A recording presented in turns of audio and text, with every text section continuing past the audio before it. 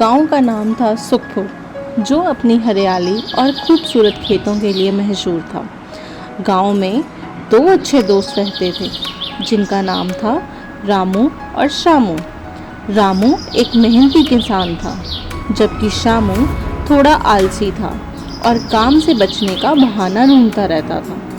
एक दिन रामू खेत में काम कर रहा था और शामू पास ही बैठा आराम कर रहा था। श्यामू, तुम क्यों नहीं काम कर रहे? क्यों काम करो? तुम कर लो, मैं तो बस आराम कर रहा हूँ। रामू ने उसे समझाया।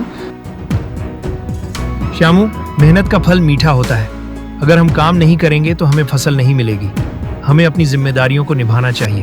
तुम हमेशा काम करते हो, मुझे तो आराम करना पसंद है। रामू ने उसे छोड़ दिया और अपने काम में लग गया, लेकिन वह जानता था कि अगर शामू अपनी आलस्य को नहीं छोड़ेगा तो एक दिन उसे इसका फल भुगतना पड़ेगा।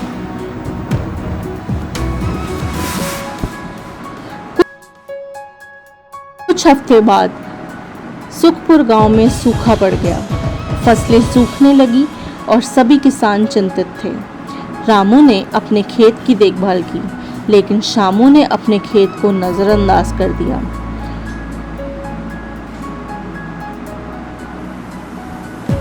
गांव में बुजुर्गों ने गांव की स्थिति को देखते हुए एक बैठक बुलाई।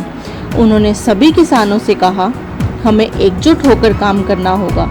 अगर हम सब मिलकर मेहनत नहीं करेंगे तो हम सभी मुश्किलों में पड़ जाएंगे।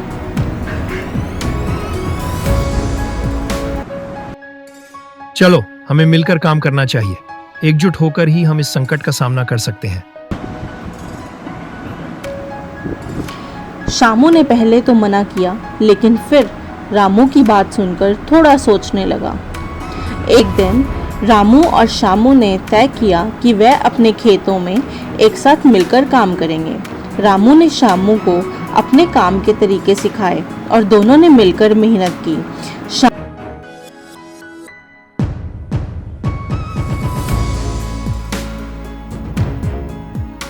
शाम ने महसूस किया कि काम करते समय कितना अच्छा लगता है।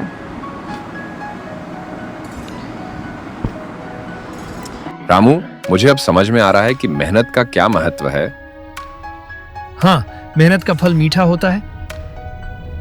कुछ समय बाद गांव में बारिश हुई। सभी किसानों ने अपने खेतों की देखभाल की और फसलें लहलहा उठी।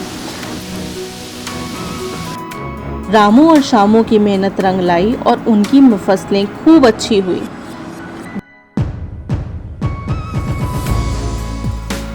गांव के लोग खुशी से झूम रहे थे।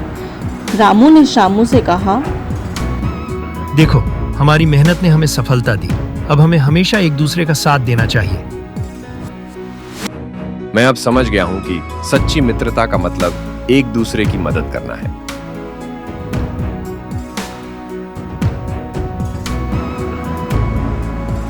गांव में एक त्योहार का आयोजन किया गया। सभी लोग मिलकर जश्न मनाने लगे।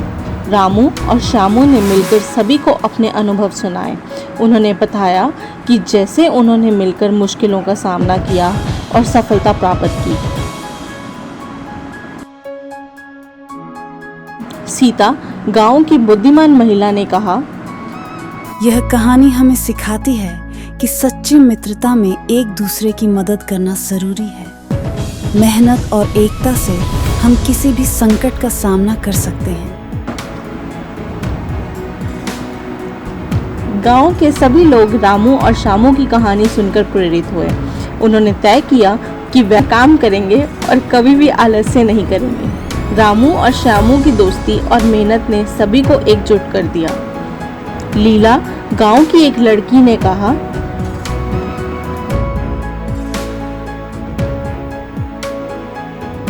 हमें हमेशा एक दूसरे का साथ देना चाहिए। हम सभी मिलकर ही अपनी समस्याओं का समाधान कर सकते हैं।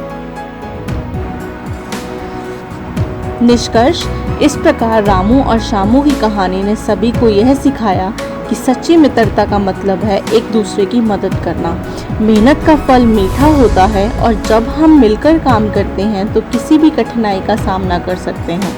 गांव में एक नई ऊर्जा आ गई। सभी ने मिलकर न केवल अपनी फसलें उगाई बल्कि अपनी मित्रता को भी और मजबूत किया। इस कहानी ने यह साबित कर दिया कि सच्ची मित्रता और मेहनत से हर मुश्किल आसान हो सकती है। हमें इस कहानी से ये संदेश मिलता है, मित्रता और मेहनत के साथ हम सभी कठिनाइयों का सामना कर सकते हैं।